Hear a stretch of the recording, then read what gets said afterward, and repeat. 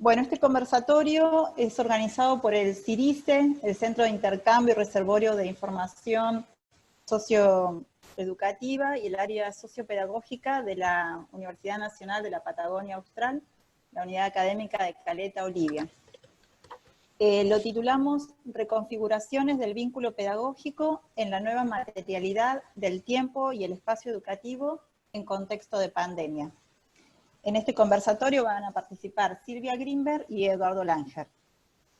Silvia es doctora en Educación y magíster en Ciencias Sociales, coordinadora del área sociopedagógica de la UNPA-UACO, directora del CIRICE, profesora titular de Pedagogía de la UNPA, tiene una trayectoria de casi 20 años en nuestra universidad, es investigadora del CONICET, trabaja asimismo en la UNSAM, donde dirige el Centro de Estudios de Desigualdad de Sujetos e Instituciones, y se desempeña como profesora de grado y posgrado.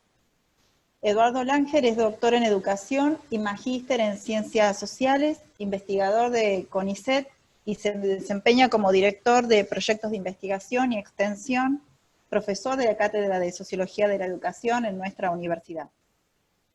Bueno, los invito entonces, cedo la palabra a Silvia para comenzar con este conversatorio en estos tiempos que es tan necesario encontrarnos a pensar y a conversar lo que nos está preocupando. Te paso la palabra, Silvia. Hola, hola a todos, hola, gracias Carla. Vamos a ir organizando en torno a los interrogantes, ¿les parece? Así vamos como dialogando más. Perdón, ¿puedo decir algo? Sí. Les pediría por favor a todos los estudiantes, bueno, excepto quienes están hablando particularmente serían Eduardo, Silvia y Carla, que sean los únicos, si fuera posible, en tener habilitados la cámara. Si todos apagamos la cámara, facilita el uso de la conectividad. Gracias, disculpen.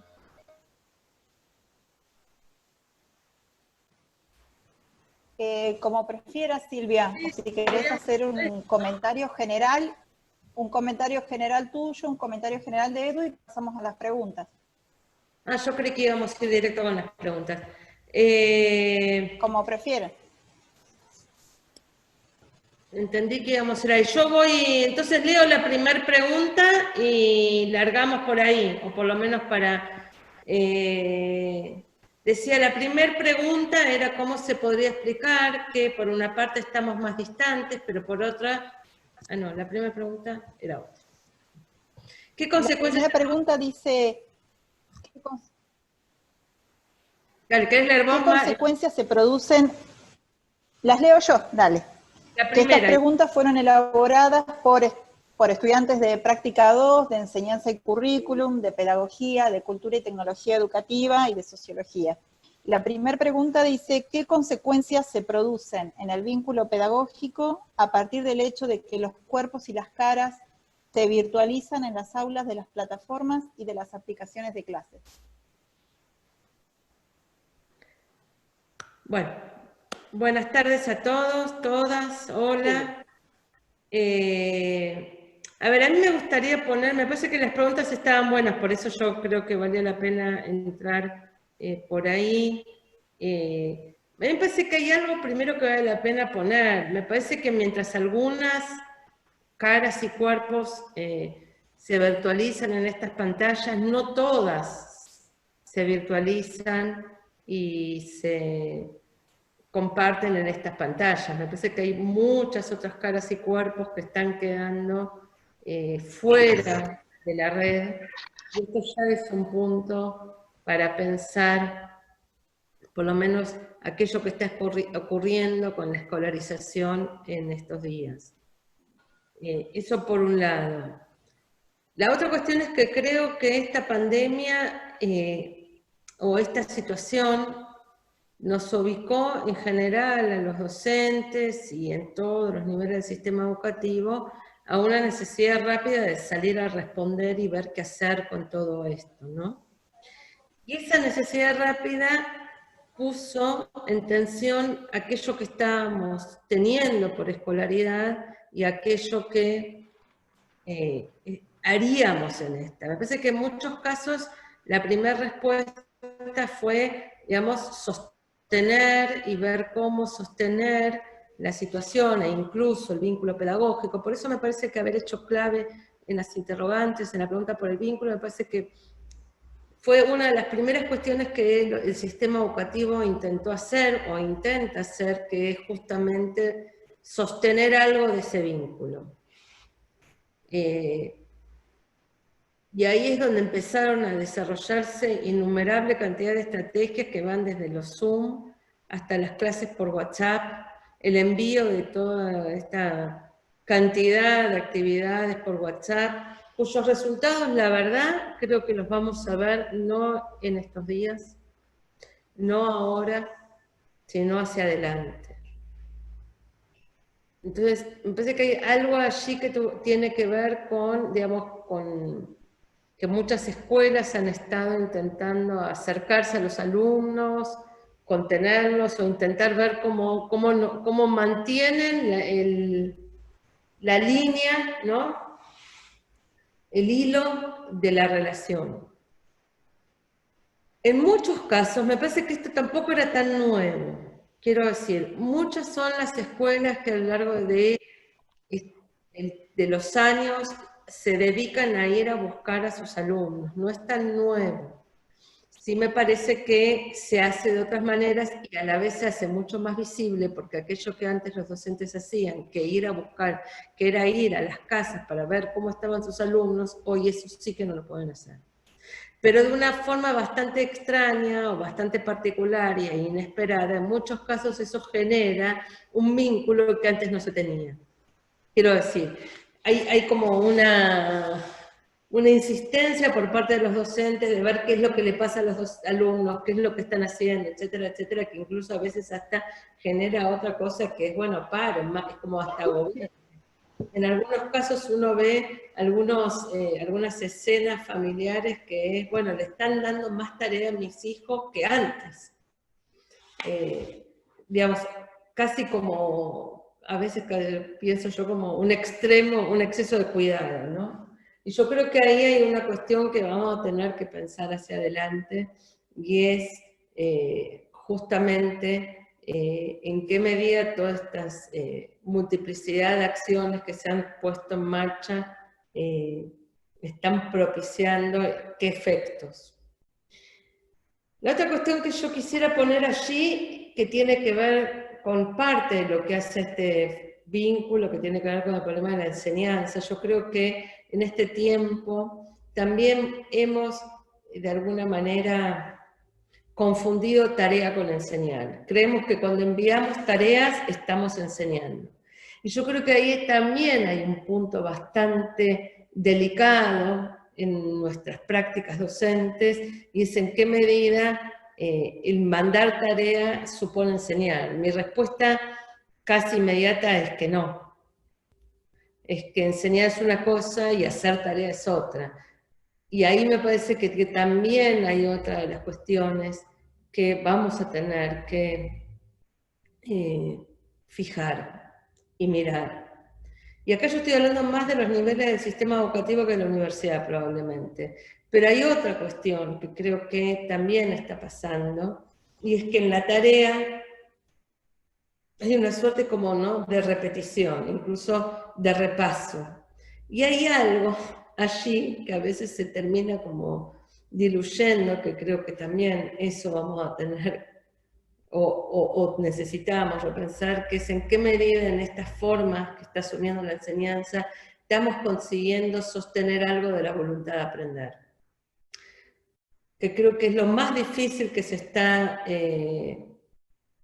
está viniendo como desafío para el ejercicio de la docencia en estos tiempos de virtuales. Algo de la voluntad de aprender que para mí no hay forma que no esté asociado a el desafío y diría la curiosidad. De alguna manera la tarea termina matando la curiosidad. Y ahí es una de las cuestiones que vamos a tener, creo yo, que están en tela de juicio en estos días. Y aquí yo estoy pensando más fuertemente en los niveles del sistema educativo primario y probablemente la secundaria. La otra cuestión que claramente, y con esto ya por lo menos cierro en esta primera intervención mía, la otra cuestión que sí se cambia, no hay duda que la forma de entrar en vínculo con los otros, la forma de entrar en relación con los otros, mediada por la pantalla, trastoca tremendamente quiénes somos y los procesos de subjetivación, o sea, en quiénes nos estamos convirtiendo. Eso sin duda nos deja encerrados en nuestras casas y nos deja de un modo, hasta en algunos, yo estoy viendo, con miedo a salir a la calle. Me parece que ese es un desafío tremendo que vamos a tener no hoy, sino en el post-pandemia. El punto del salir a la calle para muchos se va a volver un desafío.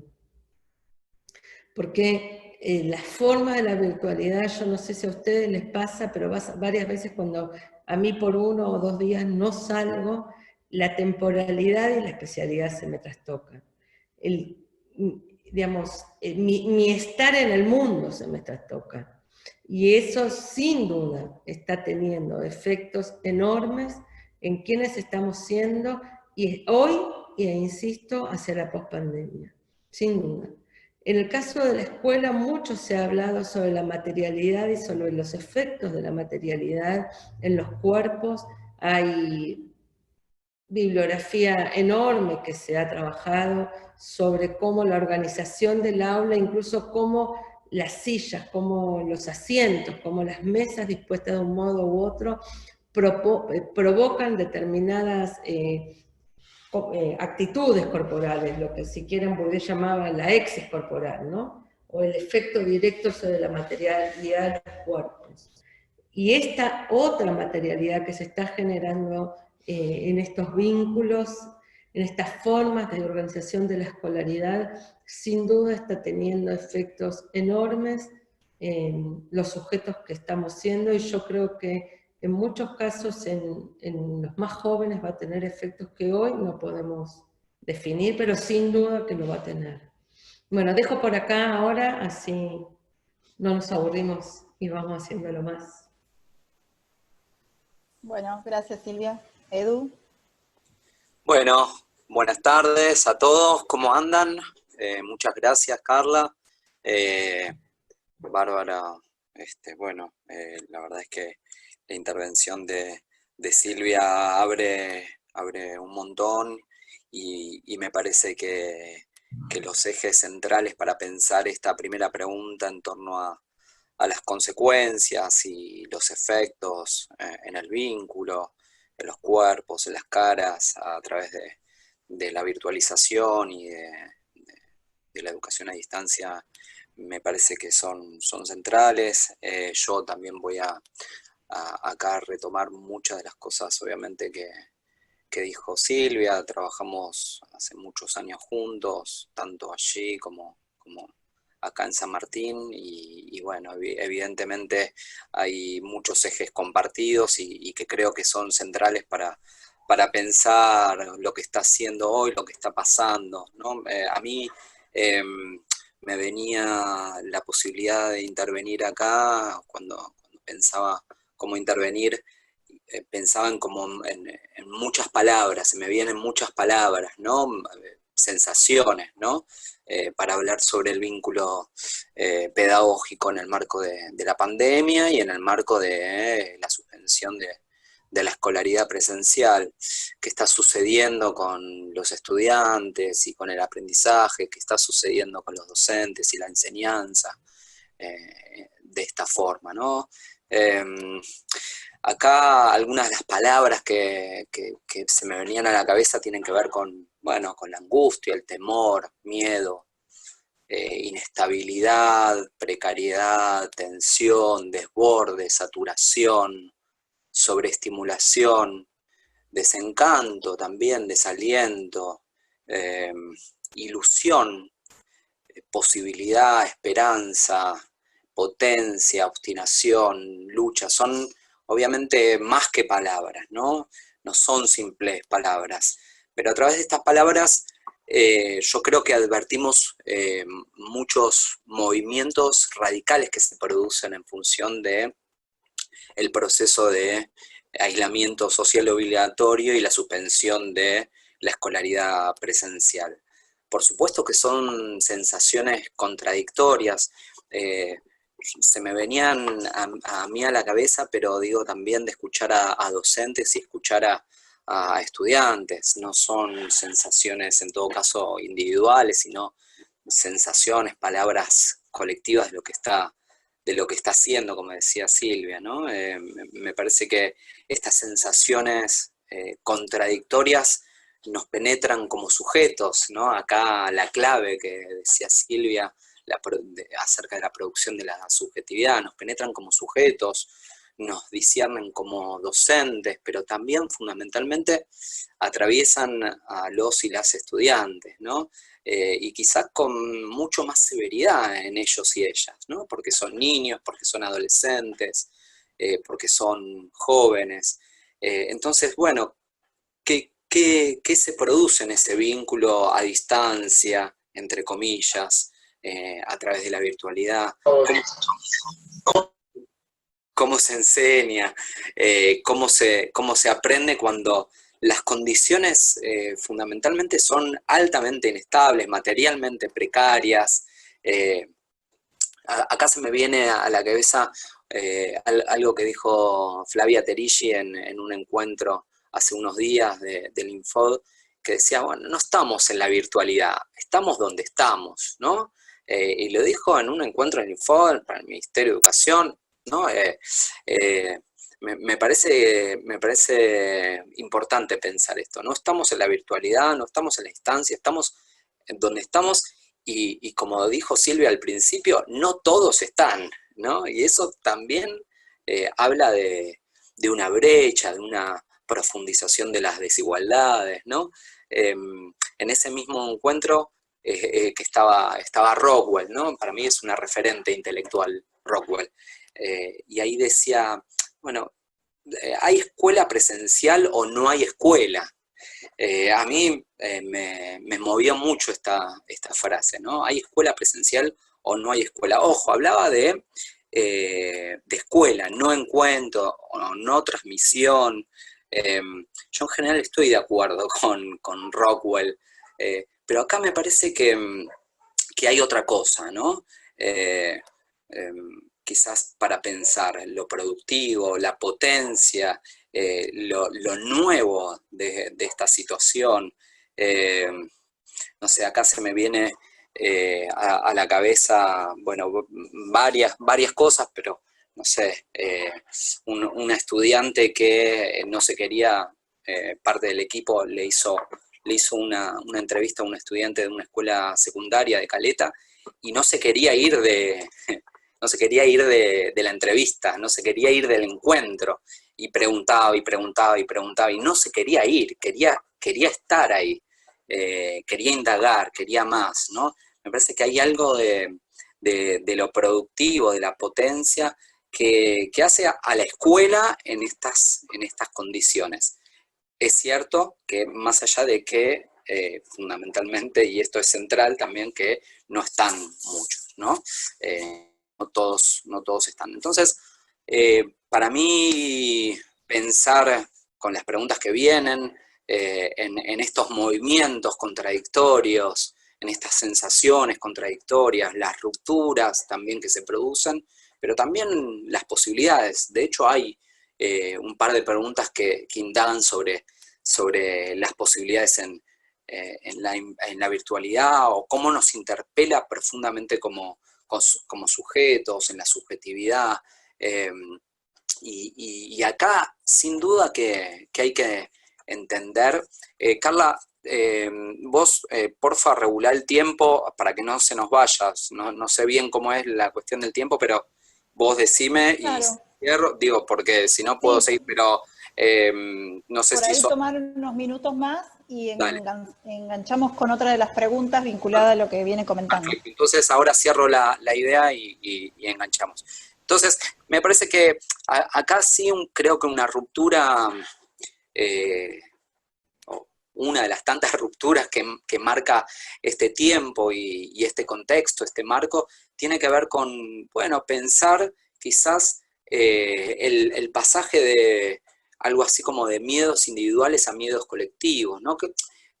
¿Cómo pensamos la relación pedagógica o el acto pedagógico? El acto pedagógico lo pensamos siempre como una relación, como encuentro de esas voluntades que se afirman, citando a Deleuze, ¿no? Y entonces la pregunta central o el problema central es qué quiere una voluntad, qué quiere la voluntad docente y qué quiere la voluntad de los estudiantes en el marco de la no presencialidad, entendiendo que hay, bueno, fuerzas activas, reactivas, y acá Foucault, el maestro Foucault, nos decía, bueno,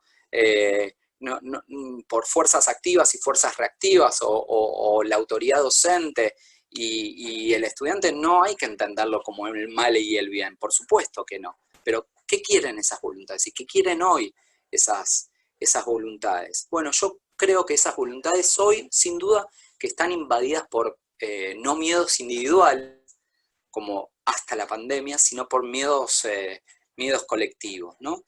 Y bueno, acá puedo seguir, pero la de miedo yo la asocio en clave más de lectura de Spinoza, en términos de ligado a las esperanzas. Es Spinoza quien trabaja el miedo en relación a la esperanza, no bueno, a los postulados, por ejemplo, de Bauman del miedo líquido, ¿no? O cómo, bueno, los miedos colectivos se apoderan de todo, de las expectativas, de absolutamente de todo. No, me parece que ahí hay una potencia en las relaciones, en las interacciones pedagógicas, en los intercambios, que, bueno, me parece que hay algo para decir, ¿no? En términos de, bueno, cómo esas relaciones y el vínculo pedagógico hoy, y acá cierro,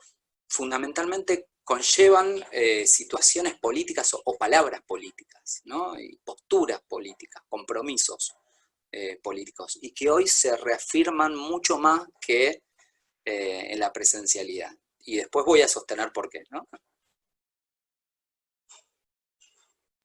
Bueno, claro, bueno, como vienen comentando los dos, lo que estamos de acuerdo es que hay un compromiso político. De hecho, la escuela, los sujetos, los docentes han asumido un gran compromiso político para darle continuidad, ¿no?, a la escolaridad.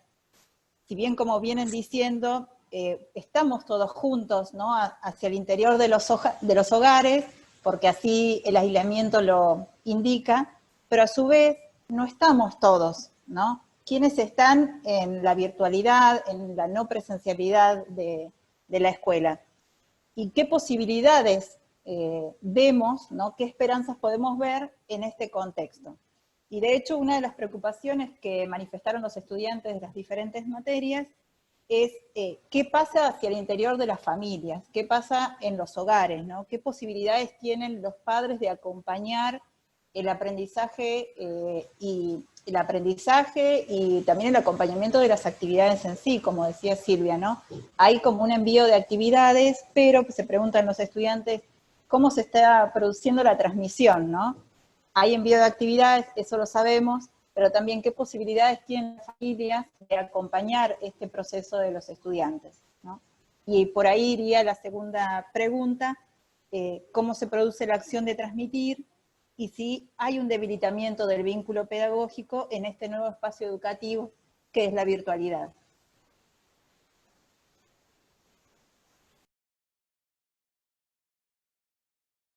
Silvia, estás con el audio silenciado. Yo pondría esto en varios puntos. Una que es recordar que hay algo que, que sin duda es un problema moderno, es una cuestión moderna, ahora no me voy a detener en eso, ¿no? Pero dentro de lo que hace a los procesos de especialización del trabajo, si hay algo que instala el moderno capitalismo es ese espacio especializado en la enseñanza y en la transmisión de la cultura. No quiere decir que hay otros o que no ocurra en otros ámbitos, pero sin duda lo que instala la modernidad, inaugura la modernidad, es que hay un espacio, una institución que va a ser la especializada en que eso ocurra. De hecho, no fue tan sencillo, y todo el siglo XIX, ese proceso por el cual la escuela se transforma en la institución que va a enseñar, o el sistema escolar se transforma en ese espacio ha sido, digamos, objeto de múltiples disputas. Y eso en casi todas las materias, y lo hemos hablado, y lo hablamos bastante, y esto es importante, tenerlo, porque cuando volvemos, digamos, en perspectiva por lo menos, porque cuando volvemos a poner el lugar de la familia, de alguna manera ese lugar que la familia tenía de formación de los jóvenes, fue disputado, fue reconfigurado a lo largo de siglos, pero hasta que hay un momento en que la escuela se vuelve la responsable de la enseñanza. Por cierto, eso ha permitido la difusión de la cultura, eso ha permitido muchísimas cuestiones. Entonces, también eso ocurre paralelo a otro proceso, y es que el ingreso al mundo del trabajo en el mundo urbano. Esto es, si parte de la formación para el trabajo en el medioevo ocurría en el seno de la familia, pero porque se aprendía a trabajar trabajando, con la modernidad eso se escinde. Pero esto tiene una consecuencia, y es que quienes tienen la suerte hoy de estar trabajando se ven en sus casas teniendo que cumplir funciones de enseñanza que no venían cumpliendo porque históricamente dejaron de cumplirlo, pero aparte de seguir trabajando. Y eso a mí no me parece un pequeño detalle para entender lo que pasa en las familias. Eso cuando se tiene, digamos, la suerte de estar trabajando. O sea, hay un punto que incluso los sectores más privilegiados que están trabajando ven que aquellas tareas especializadas que quedaron en manos de la escuela de repente las tienen que asumir, y no tenemos por qué los padres, en tanto que padres o madres, saber hacerlo. La otra cuestión es que, por supuesto, esto arrastra innumerables cantidad de cuestiones asociadas a la desigualdad educativa, que por otra parte, como mucho, se está profundizando en estos tiempos, pero no es nueva, digamos. La desigualdad educativa no es algo sui generis, lo venimos trabajando hace mucho, digamos, la educación ha hablado mucho sobre eso, nosotros venimos investigando sobre esto de múltiples formas. Ahora no me voy a detener en esto, pero a mí sí me importa señalar que no es que hoy estamos descubriendo la desigualdad. Lo que sí me parece que está pasando en este tiempo es que las múltiples desigualdades sociales que nos atraviesan encuentran en la pandemia un lugar muy clave de exposición. Quiero decir, aquello que ya estaba con la pandemia se expone. Quienes no tenían agua, y no es que de repente hay barrios que se quedaron sin agua, no, hay barrios que hace 40 años nacieron sin agua y siguen sin agua. Lo que pasa es que con la pandemia esto se expone de una manera que de repente nos encontramos con algo que estaba, pero ahora lo vemos. Y con la desigualdad educativa pasa lo mismo. ¿Por qué? Porque, entre otras cosas, claramente, contar o no con este dispositivo que nos permite hablar, esto es, con una computadora, cambia completamente las posibilidades de conectarse incluso con la escuela sin los padres. No es lo mismo recibir innumerable cantidad de tareas por WhatsApp que, por supuesto, participar de una clase virtual en alguna de todas las formas que asumen las virtualidades de la clase. Y pareciera ese delicado, o sea, pequeño detalle se vuelve un enorme detalle. Ahora, y la otra cuestión que me parece que tiene que ver con esta función de la enseñanza, que yo quisiera sí mucho recalcar, esta especialidad, este lugar especializado que tiene la escuela en el enseñar, y es aquel, yo creo, que al que más nos tenemos que aferrar y defender en estos tiempos. Si la escuela no enseña lo que tiene que enseñar, nadie lo va a hacer. Nadie lo va a hacer. Y esto, creo que ese lugar especializado en la enseñanza, ese lugar que tiene la escuela, en la transmisión de la cultura, hoy se vuelve más clave que antes. Yo creo que digamos, y la pandemia expone esto de una manera fantástica. Digo, Hasta hace poco cualquiera se atrevía a decir que en Google, que no necesitábamos escuela, que no necesitábamos docentes, porque estaba todo en Google. Y yo creo que la pandemia dio vuelta a los términos. Hoy lo que está pasando es que efectivamente nos encontramos con que en Google no transmite. Google, como mucho, es un gran lugar para buscar información, pero no enseña. Y ese lugar, entonces, me parece que ahora de alguna manera, yo decía hace poco como que esa promesa de las tecnologías que iba a resolver muchos de estos problemas, realmente queda como en cuestión, ¿sí? Es una promesa claramente no cumplida, yo diría por suerte. Y entonces, ahí me parece que hay si se quiere, una punta, un lugar muy fuerte del que aferrarnos para volver a poner en debate el lugar de la escuela como espacio de lo público, como resguardo de lo público, y el lugar de la escuela en ese punto donde si la escuela no enseña, no va a enseñar nadie. O no va a enseñar todo eso que la escuela efectivamente sí enseña. Y que la pandemia nos está recordando todo aquello que creíamos que la escuela no hacía, pero que sí nos damos cuenta que la escuela hacía. Cierro acá y así seguimos. Bueno, Edu. ¿Qué posibilidades de reducir las desigualdades? Digo, las desigualdades se profundizan, eso está claro. Después quizás me voy a referir un poco a algunas de las dimensiones. Silvia la está nombrando, ¿no? Pero no contar con aparatos, la desconexión, eso está claro. Pero también, si vemos algunos informes especializados sobre las juventudes en la pandemia, y sobre la docencia o hacer docencia en la pandemia, vemos también, bueno, esta profundización. Quizás quiero referirme a esto como uno de estos movimientos radicales que nos produce esta situación, este contexto, este marco. Lo pensaba como... perdón si hay algún profesor de matemáticas, pero lo pensaba 24/7 es igual a 1/1, para pensar en las posibilidades de reducir las desigualdades educativas o la profundización de las desigualdades educativas. ¿Qué es esto? La educación, la escolaridad no termina nunca y hay una comunicación individualizada como nunca lo hubo. Nunca lo hubo. Silvia se refirió a años anteriores, a la historia, a la época moderna.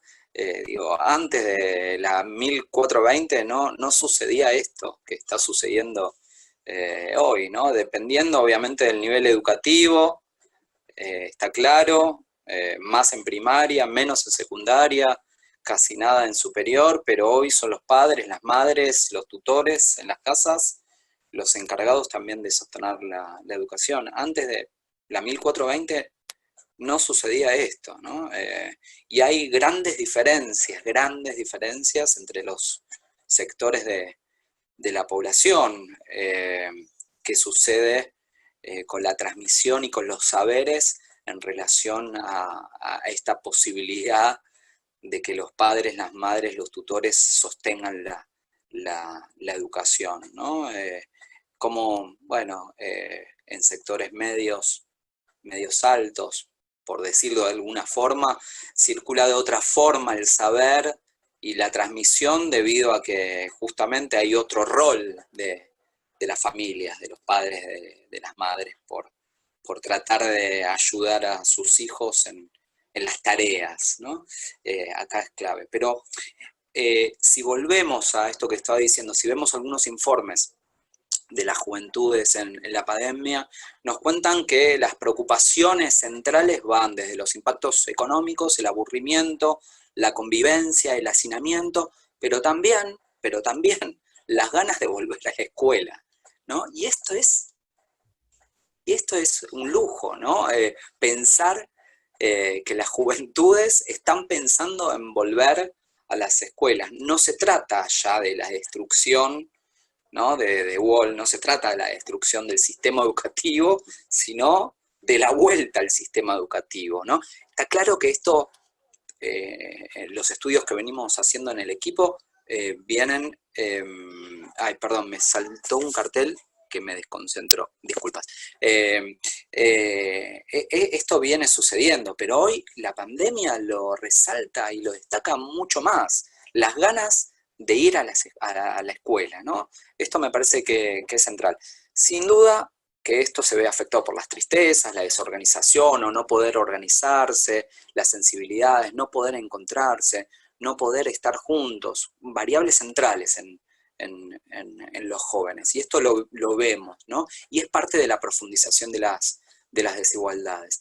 No sé efectivamente qué está sucediendo ahí en Caleta, Olivia, en la situación hoy cotidiana, ¿no? Pero los que están acá, bueno, no sé si son tan jóvenes o tan jóvenes como a los estudiantes que nos estamos refiriendo, pero bueno, circuló la encuesta que ustedes, o muchos de ustedes contestaron, y muchos de ustedes hablaban de estas dificultades porque tienen a cargo o cuidan sus hijos, sus hijas, o por el trabajo, pero también hablaban de la preocupación de sostener la universidad, ¿no?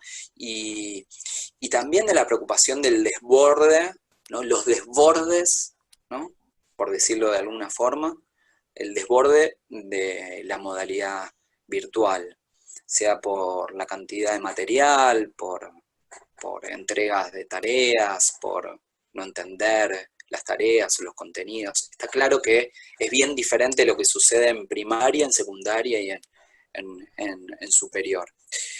Por otro lado, vemos algunos estudios o algunas circulares que están haciendo los gremios docentes en relación a lo que está pasando y en la docencia, y ahí hay una sobrecarga radical del trabajador. Esto tampoco es nuevo, claramente tampoco es nuevo, lo venimos viendo hace años, lo venimos investigando hace años, pero creo que esto de llamar a este movimiento 24/7 y 1 por 1 es central porque no hay jornadas laborales, no hay tiempos, no hay fines de semana, no hay feriados, ¿no? La sobrecarga radical del trabajo hace que los trabajadores de la educación estemos realmente quemados, ¿no? O como se llama el síndrome del trabajador quemado, o el burnout, ¿no?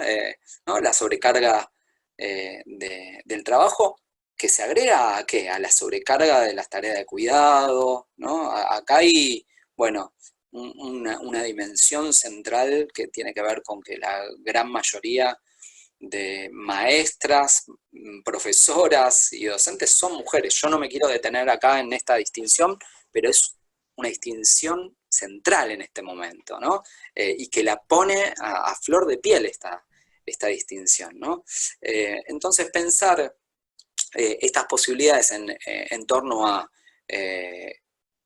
jornadas que no terminan nunca y comunicaciones individualizadas, porque ahí también aparece algo nuevo, ¿no? Y cómo se cae además la simultaneidad, ¿no? Y esto también es central. Docentes que dicen, me comunico sobre todo en primaria y en secundaria, ¿no? Y en secundaria también sucede, me comunico uno a uno con los estudiantes, mucho más en contextos de vulnerabilidad, precariedad, y me parece que acá nos da para pensar en que las brechas que hace décadas había entre docentes y entre estudiantes, o quiénes eran unos y quiénes eran otros, bueno, hoy ya no existen o están totalmente borradas, ¿no? Los docentes, en todo caso, también formamos parte del sufrimiento social, pero a la vez tenemos como la responsabilidad, la misión, el deber, como lo quieran llamar ustedes, o el mandato, de acompañar, de acompasar, de contener a nuestros estudiantes. Entonces, bueno, dejo acá porque si no me extiendo, ¿no? Pero bueno, acá hay más cosas, ¿no? Y cómo los discursos que vienen interpelando a los docentes, los discursos de las reformas educativas, los discursos gubernamentales, justamente vienen interpelando en esto, en ser responsables, ¿no? En la responsabilidad y en el mandato que tenemos de conocer a nuestros y nuestras estudiantes. Y esto se profundiza, ¿sí? Después voy a seguir hablando un poco, ¿no? Pero bueno, voy a retomar lo que venías diciendo, incluso para poder continuar con otra de las preocupaciones que manifestarán los estudiantes, y que es esto, digamos, la intensificación del trabajo del docente, que es un trabajo que se está llevando adelante ahora en el hogar, y que se mezcla permanentemente el tiempo laboral con el tiempo doméstico, en donde no hay límite posible para establecer, ¿no? Es como que se trabaja todo el tiempo, la conexión es permanente, la revisión de las prácticas es permanente, a ver si lo que estamos haciendo funciona, si el tipo de actividad que se propone tiene algún tipo de impacto, cómo hago la devolución, qué otra cosa puedo hacer, a qué otro formato puedo recurrir, ¿no? Lo cierto es que hoy todos y todas estamos extrañando la escuela, tanto los niños, los adolescentes, como los docentes, ¿no? A partir de algunas entrevistas que hicimos en este tiempo, los docentes también manifiestan que extrañan el tiempo y el espacio escolar, su forma de trabajo en la escuela.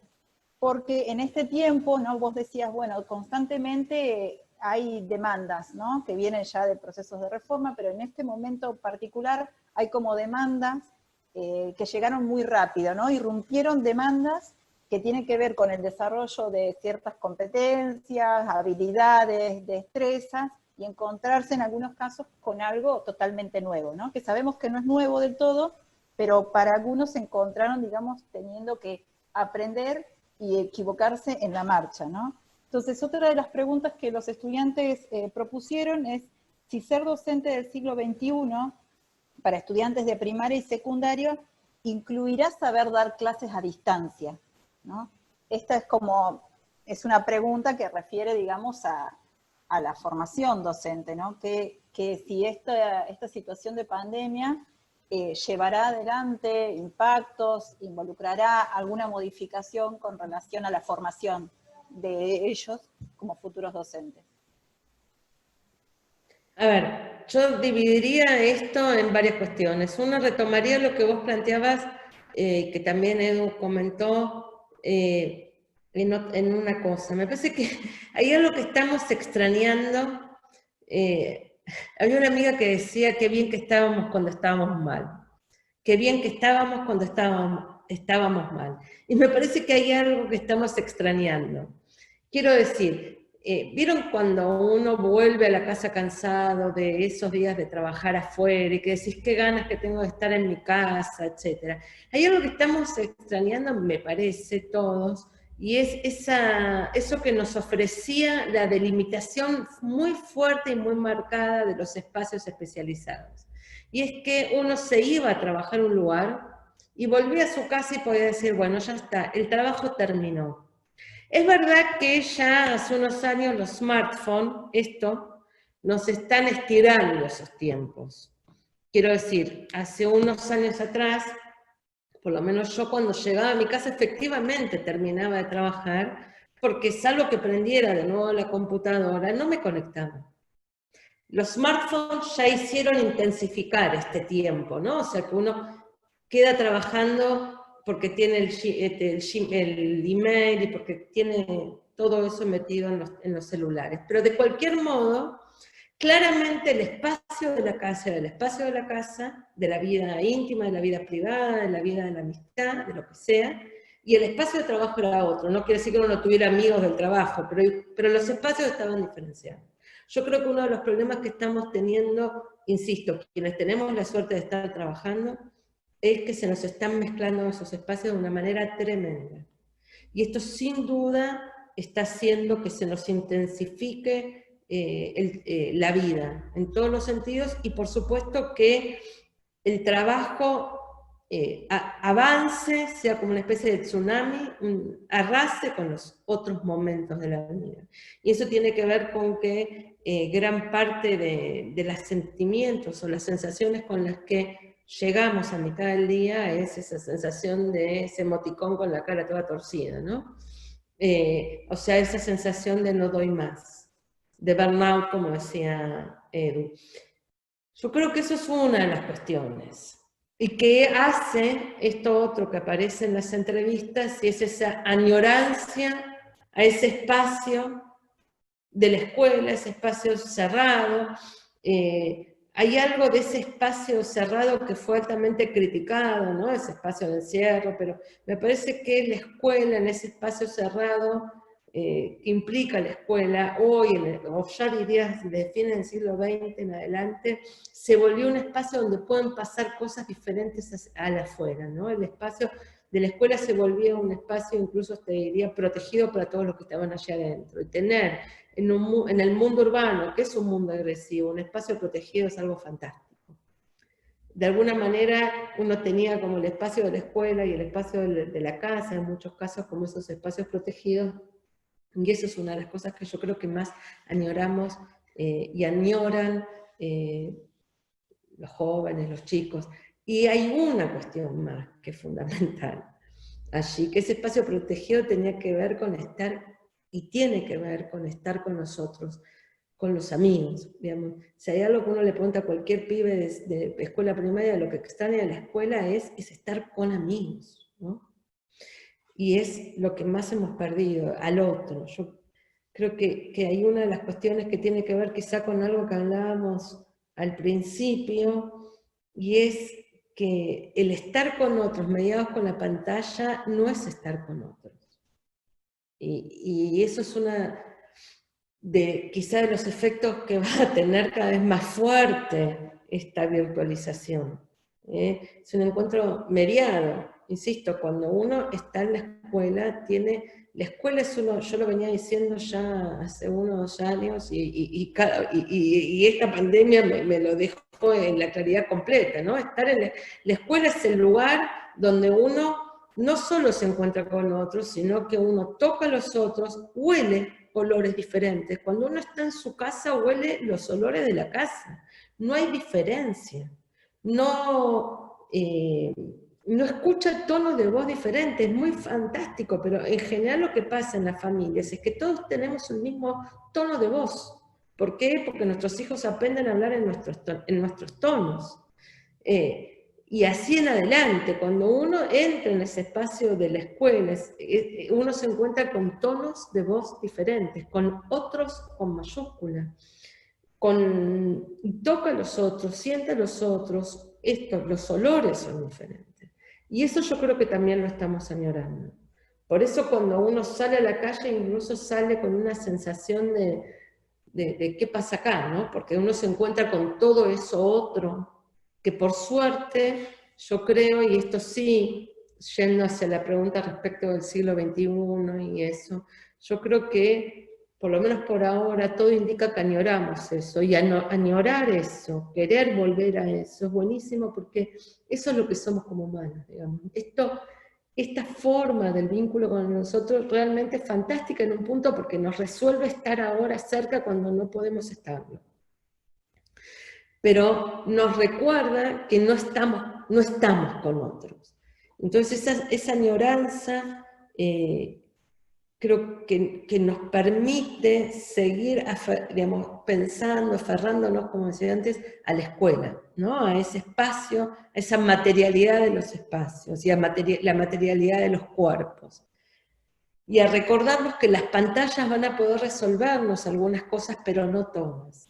Entonces, directamente, yendo ahora sí a esa pregunta, yo creo que lo que estamos aprendiendo en un punto en educación es que las pantallas nos pueden ayudar en muchas cosas, pero no nos van a resolver, o esperemos que no nos resuelvan, o no nos van a resolver esa necesidad del estar con otros, de ese vínculo. Me parece fantástico que haya aparecido como eje el tema del vínculo, porque justamente es lo que el vínculo con el otro es lo que está en tensión en este tiempo. Entonces yo creo que el docente del siglo XXI, que ya se venía plasmando antes, va a tener claramente, hoy los docentes, todos nosotros aprendimos de cómo las pantallas nos pueden ayudar en nuestra tarea de enseñar.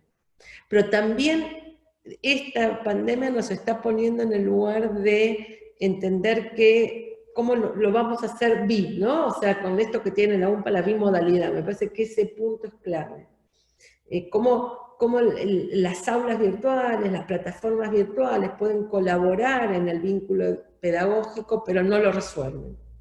Yo acuerdo con lo que Edu retomaba de Rockwell, no solo para mí no hay escuela, si no es presencial, casi diría que el vínculo pedagógico requiere del contacto y del estar de cuerpos con otros cuerpos. La materialidad de los cuerpos es clave para el vínculo pedagógico, y entonces el docente del siglo XXI sí creo, después de esta promesa, digamos, la promesa de que la tecnología lo resuelve todo, realmente quedó en promesa, se volvió banal. Y entonces la pregunta de cara a ese docente del siglo XXI es cómo hacemos uso de lo que son las herramientas, que son medios, cómo hacemos uso de esa herramienta para fortalecer este vínculo pedagógico. Pero yo creo que, o espero que, esta necesidad que tenemos de vincularnos y de estar con otros, de esa materialidad, yo creo que es lo que nos va a salvar. Y creo que el maestro del siglo XXI todavía tiene que repensar mucho más el vínculo pedagógico en el espacio de encuentro que es el aula, la escuela, etc. Cómo mejoramos ese vínculo sigue siendo un desafío. Bueno, gracias Silvia. Edu, ya nos quedan 10 minutos aproximadamente para ir cerrando este conversatorio, porque hay otras actividades también propuestas, así que bueno, ya de acuerdo. En el tramo final. Bueno, yo acá veo quizás nuevamente hablo de movimientos, dos movimientos veo. Antes hablé del 24/7 igual 1 por 1, y ahora veo como dos movimientos otros, ¿no? Entre muchos otros, ¿no? En principio veo que las mochilas paradójicamente las tenemos los docentes hoy, no las tienen los alumnos, ¿no? Y que esas mochilas están muy pesadas, ¿no? Veo paradójicamente esos dos movimientos que son uno, y otro movimiento que tiene que ver con que hoy la comunicación es otra, la confianza es otra, ¿no? Estas dos cosas, ¿no? Y insisto con este énfasis que ponía Silvia en el vínculo, y pensar el vínculo pedagógico en términos de encuentro con los otros, entre pares, pero también con el docente presencialmente, ¿no? En primer lugar, esta idea de la mochila, y la mochila la tenemos nosotros, y son mochilas bien pesadas, ¿no? Porque justamente hoy lo que antes, cuando cerré, tiré una punta, pero los discursos que florecen son los discursos de la iniciativa de los individuos, de hacer con los recursos disponibles, de la autorresponsabilización, digo, todo lo que se viene trabajando en el equipo, o sea, todo el proceso educativo es parte de la responsabilidad de los propios actores, y eso con la pandemia lo pone ahí a discutir de una forma que quizás nunca antes había pasado, o que viene pasando y nunca antes había pasado de esta forma. Los docentes, más allá de esto que hablábamos antes de las familias y de cómo las familias tienen que sostener, los padres, las madres, hoy los docentes somos los principales responsables de que la educación funcione y llegue a cada una de las casas, ¿no? Bueno, los docentes también, incluyo en el nivel secundario los preceptores, ¿no? Que tienen los preceptores la comunicación con los estudiantes para que lleguen esas tareas y esa transmisión, ¿no? Entonces, paradójicamente tenemos hoy la mochila, y esa mochila no tiene lo central, no tiene lo fundamental, como ya venimos pensando, y además esas mochilas están cargadas de nuestras propias preocupaciones que vivimos a diario, como cualquier sujeto en pandemia y en la reclusión de nuestros hogares. Entonces, me parece que esta pregunta de si vamos a tener que en el siglo XXI saber educar, enseñar a distancia, yo veo las imágenes que circulan de, no sé, de China, o de donde sea, ¿no? Pero con los sombreros, ¿vieron esos sombreros? Y mantener la distancia, o los bancos, ¿no? Que hay en un aula gigante, hay solamente 10 bancos. Bueno, estamos en Argentina, estamos en América Latina, me parece que suceden otras cosas totalmente distintas, y lo que creo centralmente es que los docentes nos reinventamos a diario. Los docentes se reinventan a diario, en la cotidiana desbordada, ¿no? Y eso me parece que, digo, trabajan con lo que hay, trabajan con lo que tienen, ¿no? Para hacer que la inclusión no sea una simple metáfora. Me parece que esto es central, sea a distancia o sea como sea. Está claro que hoy, insisto, nuestras mochilas no tienen lo fundamental, no tienen conectividad buena, hay falta de equipamiento, estamos solos para realizar las actividades, para poder organizarnos, así como nuestros estudiantes, están en exactamente las mismas condiciones o más. Entonces, yo creo que en tiempos de pandemia, en tiempos en que la educación se hace virtual, a distancias, lo central de estas mochilas llenas, repletas, es sí estas formas de reinventarnos y de hacer y de producir y de todas las sensibilidades que hablaba al principio. ¿Para qué? Para transmitir y para acompañar, ¿no? Me parece que son dos cosas que los docentes estamos haciendo, estamos haciendo, y que a la vez los estudiantes están pidiendo, están demandando, ¿no? Centralmente están demandando que haya clases. Esto, nuevamente, no es nuevo, pero se profundiza, ¿no? Las reformas educativas de fines del siglo XX y principios del siglo XX, si hay algo que impusieron a los docentes es las formas de enseñar flexiblemente, ¿no? Esta máxima de a cada uno lo que puede. Hoy a cada uno lo que puede se maximiza. Bueno, acá las preguntas son, bueno, ¿cómo hace un profesor taxi, ¿no? Un profesor que tiene 6, 7, 10 cursos en quién sabe cuántas escuelas y que tiene 200, 300 estudiantes, ¿cómo puede tener 200 estudiantes en la virtualidad? ¿Cómo puede conocerlos? ¿Cómo puede hacer estos procesos de reinventarse con todos estos estudiantes?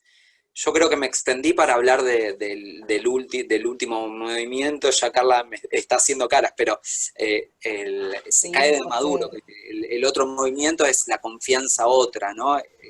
Que me parece que es un indicador bien importante para pensar el vínculo y el lazo entre estudiantes y docentes, el acto, el encuentro a partir de la confianza. Ahí tenemos varias encuestas que hicimos en la UNPA en el 2008, 2018, y creo que se quedan súper acotadas esas encuestas en función de confianza o la cantidad de estudiantes que hablan de la confianza en ese vínculo el día de hoy. Pero bueno, será para otro momento, ¿no? Sí, de hecho, Edu, vos recién decías, ¿no? Esto de cargar la mochila. Me parece que tenemos que enfatizar un poco en esa idea, ¿no? En esa imagen, que ir a la escuela implica cargar la mochila de confianza en el otro, cargar la mochila de deseo, de querer ir a encontrarnos, ¿no? Y es cargar la mochila tanto la acción que realiza un estudiante para irse a la escuela, como la acción que realiza la familia para acompañar a ese niño, a ese joven, como la acción que realizamos los docentes, ¿no? Cuando vamos a trabajar, cargamos la mochila, el portafolio, pero y demás. Entonces, esta acción de cargar implica que podamos pensar, ¿no? Y me parece que eso es lo que ha transversalizado esta conversación, es poder volver a pensar, o seguir pensando en que vamos a volver a la escuela, ¿no? Vamos a volver a encontrarnos y que el vínculo pedagógico se arma ahí, ¿no? Se configura, se produce el deseo y la voluntad, las ganas de aprender ahí estando con nosotros. Entonces, un poco para pedirles un comentario de cierre con relación a esto, que creo que ha sido la tensión que hemos tenido en esta conversación. A ver, yo pondría 2 o 3 cosas. Una que me parece que creo que va a ser cada vez más clave, y que estas situaciones que estamos viviendo cada vez más lo están como potenciando al problema. No sé si en muchos casos son nuevos, pero sí los potencian. La primera cuestión que me parece que yo cerraría es con el lugar escuela, en el sentido del lugar también de la escuela, y qué pasa, o sea, qué implica ese lugar escuela en términos de lo que debe acontecer allí mismo. Ya lo dijimos, pero a mí me parece que hay algo del lugar escuela que tiene que ser justamente un lugar diferente, asociado a ese lugar de la enseñanza, y enfatizar ese lugar especial que tiene, el conectarse con nosotros y con lo otro, digamos, con la cultura en el sentido grande, ¿no?, del concepto de cultura. Yo creo que hace mucho tiempo venimos como desprestigiando ese lugar de la escuela, e insisto que me parece que una de las demandas claves que estamos teniendo o que estamos recibiendo a las familias es con ese lugar escuela y con ese lugar de transmisión que tiene que tener la escuela.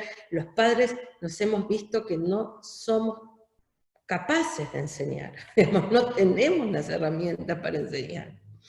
Y que, por otra parte, necesitamos que eso lo haga la escuela. Y acá me parece que también hay otra cuestión que nos ha pasado a los docentes a la hora de tener que virtualizar nuestras clases, que no somos youtubers, y no tenemos por qué serlo. Digamos, todo el tema a mí por lo menos me genera mucha complejidad filmar videos y todo esto, porque el filmar videos habla de, primero porque una clase presencial, un encuentro en un aula es siempre un diálogo. Entonces cuando uno filma su clase dialoga con la nada misma, con una pared, con una cámara, y la cámara tiene la particularidad de que no me contesta nada, no me devuelve nada, y eso yo creo que para un docente es tremendo, porque para nosotros como docentes tener la cara del otro, los gestos del otro, etcétera, etcétera, es fundamental para saber si nos están entendiendo. Si ya a veces un docente cuando solo mira las caras de sus alumnos sabe qué está pasando con lo que eso que está intentando enseñar, transmitir. La cámara es un cacho. Es una cosa muerta en ese punto. Claro, ¿quiénes saben hacer eso? Los youtubers. Pero nosotros no lo somos, y yo creo también que no deberíamos serlo. Ay. ¿Qué pasó, Silvia? No sé qué pasó. A ver. Ay. Se te escucha, ¿eh? ¿Se me escucha? Pensé que se me había ido la... Sí, se escucha. Digo, se escucha y se te ve. Que hace un tiempo empezamos a competir con la televisión, ¿no? Esta cosa de que nuestras clases tienen que ser divertidas. Y yo digo, bueno, una cosa es cuando yo miro un programa de televisión o mi hijo ve youtuber, porque yo la verdad que los videos de YouTube me cuesta seguirlos, pero entiendo que están buenos. pero yo como docente, lo que tengo en mis manos para transmitir, no sé si tiene que pasar por ahí. Es más, diría que no tiene que pasar por ahí. ¿Por qué? Porque de hecho YouTube hace muy bien su trabajo, hay muy buenos youtubers que hacen muy bien su trabajo, entonces la tarea del docente es otra. La tarea del docente me parece a mí que es justamente poner a disposición del alumno aquello que el alumno no accede por sí solo. Entonces, y también en los modos de narrar el mundo. YouTube narra, yo digo YouTube por poner una de las cuestiones, ¿no? Pero YouTube supone un modo de narrar el mundo que es fantástico. Pero no es el modo, fantástico digo porque mucha gente, o por lo menos mi hijo se engancha con esa forma, yo no tengo mucha suerte, pero digo, pero la forma, pero hay muchos modos de narrar el mundo, y yo creo que el lugar justamente de la escuela es encontrarnos con estos otros modos que supone la transmisión de la cultura, que incluso tiene otros tiempos. No es el tiempo voraz, no es el tiempo que siempre llega tarde a todo, ¿no? Que pueda detenerse a pensar, yo creo, y ahí detenernos a pensar es quizás lo que más nos hace falta en este mundo, y yo creo sí que ese debería ser uno de los lugares centrales de la escuela, la posibilidad de detenerse, de parar y detenerse a pensar, a parar el mundo. Por eso digo que me parece muy bien hoy que la escuela tenga ese espacio diferenciado, a parar el mundo y pensarlo. Yo creo que ese es como, si la escuela no hace eso, nadie lo va a hacer. La otra cuestión, pensando en el cierre por lo menos de hoy, es algo que ha pasado en este tiempo, que yo creo que no es nuevo, como veníamos diciendo, pero sí que nos queda claro, es el lugar de la escuela o el lugar de los docentes en la tarea de sostener, de sostener a los otros, de sostener a los alumnos, en muchos casos de sostener a las familias. Ese sostener me parece que es incluso sostener algo del orden de la sociabilidad, sostener algo del orden de lo público, del orden de aquello que no me es mío, sino que le pertenece a todos. La escuela es eso, la escuela es aquello que le pertenece a nadie y le pertenece a todos. La casa, o incluso la educación por estos medios, es el orden de lo mío, ¿no? Es verdad que mucho de lo mío, de lo privado, hoy está puesto en la pantalla, ¿no? Algo de la intimidad en estos tiempos se está metiendo, ¿no? En las pantallas, pero la escuela es el único lugar hoy, porque no lo va a hacer otra institución, no hay otra institución que por lo menos a los que llegan al mundo lo puedan poner en aquello que no le pertenece a nadie, y que, insisto, le pertenece a todos. Y ese sostener yo creo que es una de las luchas, y es una de las apuestas, por lo menos me parecen más fuertes que tenemos frente a nosotros, de cara no solo a lo que tenemos, sino a lo que va a venir, o lo que muchos llaman la pospandemia. Y me relajo al pensar que no solo tiene que ver con algo que está bien, sino que tiene que ver con algo que es para nosotros una necesidad.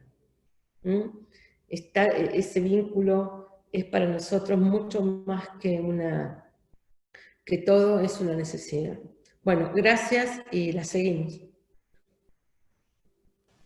Edu. Bueno, sí, yo para cerrar, sumándome a lo que dijo Silvia en relación a cómo se viene pegando, se viene criticando a la escuela, también se viene pegando y criticando al rol de los docentes, ¿no?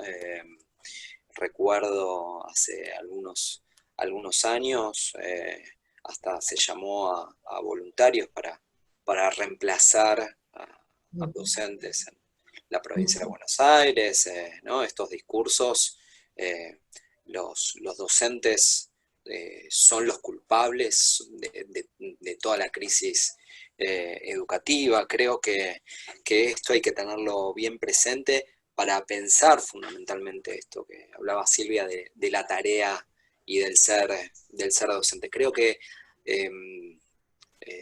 la clave está justamente para mí en pensar estos compromisos políticos que asumimos los docentes y los compromisos políticos que asumen los y las estudiantes hoy. Yo quizás hoy hable mucho más de los docentes que de los estudiantes, pero yo creo absolutamente en los compromisos políticos de los y las estudiantes hoy. No, lo nombré solamente, pero si hay algo que demuestran es que quieren tener algún lugar posible los y las estudiantes, los jóvenes, los adolescentes y los jóvenes, ¿no?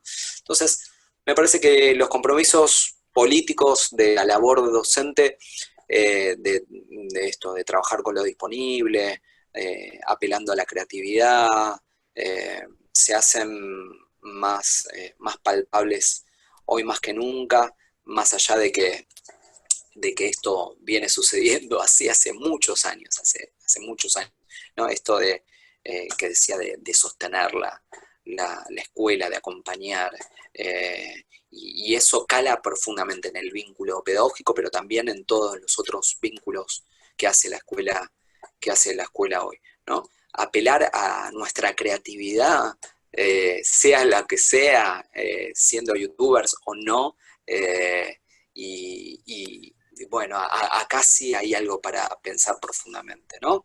Porque sin duda que igualmente, más allá de eso, los docentes, lo que estamos viendo en imágenes y lo que estamos leyendo y lo que estamos charlando con otros compañeros, es que los docentes ayudan a salir, entre muchas comillas, ¿no?